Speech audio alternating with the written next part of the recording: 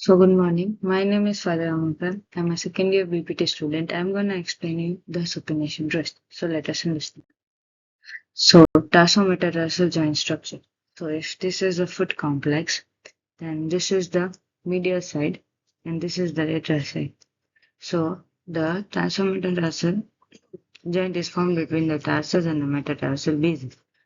So it's a plain synovial joint and formed by the distal row of the tarsus posteriorly and anteriorly with the bases of the metatarsals.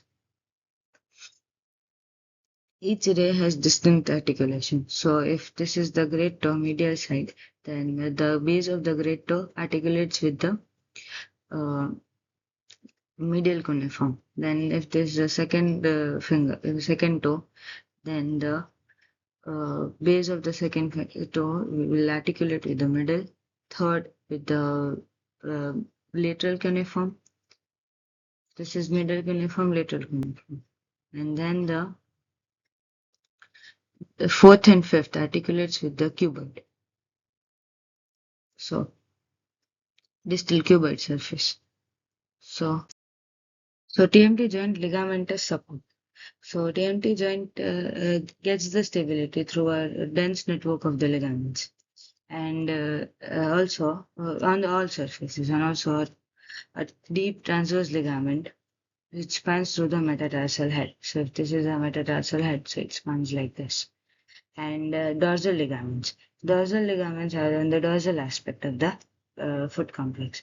It reinforces the dorsal aspect of the this tarsometatarsal joint. So these are the tarsals and these are the metatarsals. Plantar ligaments, which is on the plantar aspect, and strong thick bands on the plantar aspect, moving as providing stability. So here are the strong thick bands, which provides the stability. Interosseous ligament, which is between the two bones, adjacent bones, and the deep transverse ligament. So it spans from the metatarsal head and which is analogous to the hand. So TMT joint axis of motion. Higgs was a scientist which examined the axis of motion of all five arrays. Axis orientation determines the predominant moment available for availability each array. So first and fifth array. So if this is the first and fifth array, then these axes are inclined, combining all the motions. Then second and fourth axis, fourth array. So this axes are intermediate between the adjacent rays, and these are intermediate. And third array. So axes are so this axis coincides with the coronal axis, and the predominant motions are dorsiflexion and plantar flexion. So TMT joint function, plantar surface modulation. So TMT joint contributes in the hollowing and the flattening of the plantar surface of the foot. Like this is the hollowing and the flattening of the plantar surface of the foot during the gait and stance. And the transverse tarsal augmentation, which means that in the weight bearing, the TMT joint augments the transverse tarsal joint. So transverse tarsal joint function is augmented by this tarsometatarsal joint, extending in its functional range. Then forefoot positioning. So the TMT joint regulate metatarsal and phalanges related to the weight bearing surface. Weight bearing subtalar joint motions. So first of all, if it is the foot complex, so calcaneum and the talus are the hind foot, then the tarsals are the midfoot, and the metatarsals and the phalanges are the forefoot. It is divided into three. So during the weight bearing, if the subtalar joint pronation occurs, then it causes a chain of compensatory motions in the midfoot and the forefoot. The hindfoot transverse tarsal joints and the tarsometatarsal joint works in a concert to maintain the full plantar contact of the with the ground. So when the hindfoot, which is the calcaneum and the talus, pronation occurs, which exceeds and This causes the counter rotation at the transverse tarsals and the tarsometatarsal joint, and the fourth to compensate the pronation. And this is the supination twist, which mechanically occurs.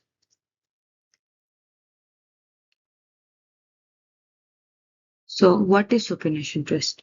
So, it occurs around the hindfoot when the hindfoot pronation occurs and causes the forefoot imbalance. So, this is the supination twist.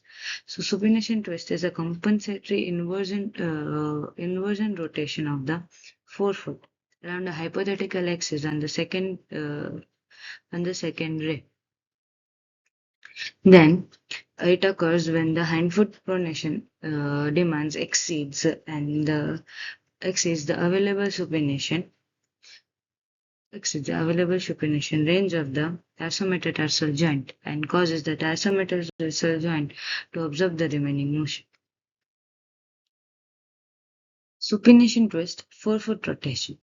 So this diagram illustrates the inversion of the forefoot. Means this, the inversion of the forefoot around the second ray axis during the supination twist.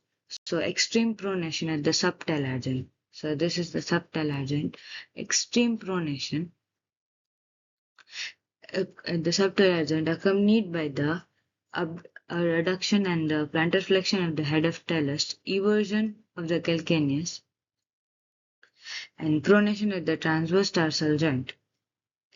As a result, the navicular bone being forced down to the talus by the talus. If the forefoot is to remain on the ground, then it has to undergo the counteracting supination twist. So in this, the medial forefoot is pressed into the ground, causes the inversion. The lateral foot tends to lift off the surface, and axis of rotation is on the hypothetical axis and the second way. So summary, clinical takeaways. First, TMT anatomy, tarsometatarsal anatomy, 5 rays each with a unique axis determining the available motions and weight bearing load. So TMT joint, which is tarsometatarsal joint, regulates the forefoot position and ligaments in the transverse tarsal joint function. Then supination twist, compensatory inversion rotation of the forefoot at the tarsometatarsal joint when transverse tarsal joints are insufficient for the supination. And clinical relevance is excessive supination twist may result to the injuries or overuse injuries of the medial forefoot or the TMT joint ligaments.